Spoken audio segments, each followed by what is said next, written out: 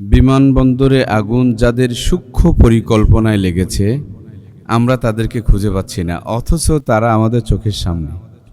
বিমানবন্দরে সূক্ষ্ম আগুন তারাই লাগিয়েছে যারা সচিবালয়ের ভিতরে আগুন লাগিয়েছিল, যাদের 17 বছর ধরে তারা রাজত্ব করে আসছিল, এখনও তাদেরকে বহাল তবিয়তে বিভিন্ন গুরুত্বপূর্ণ জায়গাতে রাখা হয়েছে, তারাই এই আগুনটা লাগিয়েছে। এবং আমরা দেখতে পাচ্ছি আমাদের অনেক ভাইয়েরা গলা ফাটিয়ে রক্তক্ষরণ করতেছে যে দিয়ে দেশটা ভরে গেছে এবং টোটাল দেশটাকে ধ্বংস না করা পর্যন্ত তারা ছাড়বে না। আজ যখন বাংলাদেশ বিমান বাহিনীকে একটু স্বনির্ভরশীল করার স্বপ্ন দেখা হচ্ছে, দেশের এই বিমানের টিকিট নাই অথচ সিট ফাঁকা চলে যাচ্ছে, এই দুর্নীতিগুলোকে যখন রোধ করার জন্য চেষ্টা করা হচ্ছে, সে মুহূর্তেই দেশটাকে গোছাতে দেবে না বলে তাদের দুর্নীতির তথ্যগুলো যেন জাতির সামনে ওপেন না হয়, তার জন্যই এই সূক্ষ্ম ষড়যন্ত্র। বড় পরিতাপের বিষয়, সচিবালয়ের মতন একটা সংরক্ষিত গুরুত্বপূর্ণ একটা জায়গাতে কি করে আগুন লাগলো, নথিপত্রগুলো কিভাবে পুড়ে গেল? শর্ট সার্কিটের থেকে নয়, এগুলো সব পরিকল্পিত সার্কিট থেকে এই আগুনগুলোর সূত্রপাত ঘটেছে।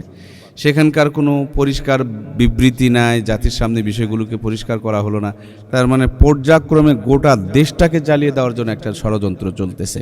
আমাদের মাঝ থেকে অনেক ভাইরা বলতেছে বাংলাদেশকে খেয়ে ফেলে দিয়েছে, অল্প সময়ের মধ্যেই আমরা একটা পঙ্গু জাতি হয়ে যাব। এবং আমরা ফিলিস্তিনের যে ভাইদের কথা শুনে আসতেছি, আমার মনে হয় নতুন আর এক ফিলিস্তিন বানানোর জন্য বাংলাদেশকে নিয়ে ষড়যন্ত্র চলতেছে। এভাবে যদি অর্থনৈতিকভাবে গুরুত্বপূর্ণ জায়গাগুলো যদি ধ্বংস হয়ে যায়, আগুন সন্ত্রাস চলতে থাকে, তারপরে আপনার মুসলমানদেরকে নিয়ে ষড়যন্ত্র চলতে থাকে, তাহলে এই জাতি দাঁড়াবে কোথায়? নিজের ঘরেও নিজের নিরাপদ নয়। আমরা আজকে বগুড়া গিয়েছিলাম, যে হোটেলেতে খেতে বসেছি সেই হোটেলেতে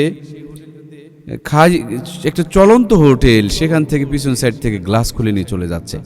কয়েকদিন পর আমাদের পরনের নঙ্গিটাও থাকবে কিনা, এটাও কেউ খুলে নিয়ে যায় কিনা, এর যে নিরাপত্তা আমরা পাবো কিনা, সেটাও একটা চূড়ান্ত একটা সন্দেহ এবং সংশয়ের বিষয়।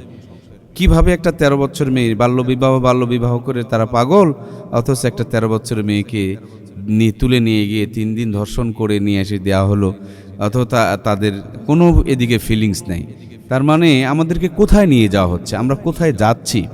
সব গোড়া খুঁজতে গেলে আমরা একটা জিনিসই খুঁজে পাবো, যারা 17-18 বছর ধরে জাতিকে শেষ করে দিয়েছে, এখনও ওই মানুষগুলো বিভিন্ন গুরুত্বপূর্ণ চেয়ারে বসে আছে, তাদেরকে রিপ্লেস করা হয়নি। তো এই মানুষগুলো যদি থাকে, আমরা যে বিমানবন্দরে আগুন দেখতেছি, সচিবালয়ে আগুন দেখতেছি, চিটাগাঙে আগুন দেখতেছি, মিরপুরে আগুন দেখতেছি, আরও অনেক আগুনই আমাদেরকে দেখতে হবে এবং সামনে সেই দিনগুলো আমাদের জন্য অপেক্ষা করছে। তাই বিনীত আহ্বান রাখবো, আসুন আমরা যারা দুর্নীতিবাজ, যারা ফ্যাসিস্টের সরাসরি তলফি বহন করে এসেছে এবং এখনও ফ্যাসিস্টদেরকে প্রতিষ্ঠিত করার জন্য অথবা ফেরানোর জন্য যারা ষড়যন্ত্র করছে, এই মানুষগুলোকে রিপ্লেস করি, নইলে এই আগুন নিভবে না। এখন সাময়িক একটু নিভলেও এর চেয়ে বড় ভয়ঙ্কর রূপ ধরে সামনে আসবে। সুতরাং জাতির ভবিষ্যতের কথা চিন্তা করে দেশকে যদি রক্ষা করতে হয়, আসলে আমাদেরকে যারা দুর্নীতিবাজ ফ্যাসিস্ট, তাদেরকে তাদের গুরুত্বপূর্ণ জায়গা থেকে অপসারণ করতে হবে এবং গুরুত্বপূর্ণ জায়গাগুলোতে অন্ততপক্ষে আল্লাহর ভয় যাদের হৃদয়ে আছে, সে আওয়ামী লীগ না বিএনপি না জামাত না জাতীয় পার্টি, এটার আগে বড় পরিচয় হলো সে যদি পরিপূর্ণ মুসলমান হয়, আল্লাহর বান্দা হয়, আল্লাহর ভয় তার কলিজায় থাকে, আখিরাতের ভয় যদি কলিজায় থাকে, তো সে মানুষটার দ্বারা কিন্তু দেশ জাতির আর সর্বনাশ হবে না। আজকে এই যে আগুনগুলো যারা ধরিয়েছে, কত শত কোটি টাকা শেষ করে দিল, একটা দেশকে কত পিছনে ফেলে দিল। এবং একটা দেশে, যে দেশে তার নারীপোতা আছে, যে দেশে মরে গেলে তাকে কবর দেওয়া হবে, কত বড় মির্জাফর এবং নাফরমান হলে এই নিজের দেশে সে নিজের সম্পদগুলোকে এভাবে জ্বলিয়ে পুড়িয়ে ছারখার করে দিতে পারে, ভিনদেশীদের মদদে কিংবা ইন্ধনে কিংবা পরামর্শে, অথবা বামপন্থীদেরকে এদেশে পুনরায় ফিরিয়ে নিয়ে আসার জন্য একটা দেশকে আগে পঙ্গু করে নিচ্ছে, তারপরে যখন তারা দেশের অবস্থা ভঙ্গুর হয়ে যাবে তখন তারা ফিরে আসবে।